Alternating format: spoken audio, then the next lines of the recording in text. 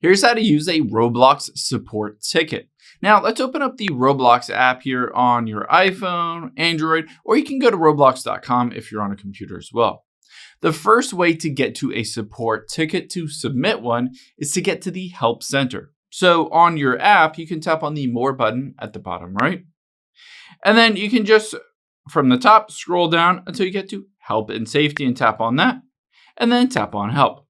Now, if you are on a web-based version like this, you can just scroll down to the very bottom on the main screen, and you'll be able to see the Help button at the very bottom left here. Just tap on Help, and you'll get to the exact same screen on the app or web-based version.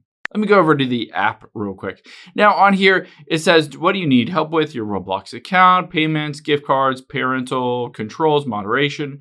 Let's say I need help with my account. And on here, let's scroll down and say, maybe we forgot your password, and tap on that.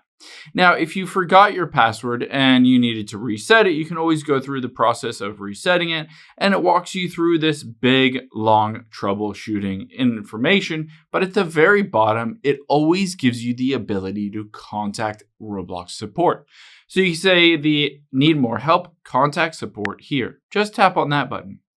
Now on here, it says the username and first name are optional. You can put those in, but it is essential to put in the email address associated with your account.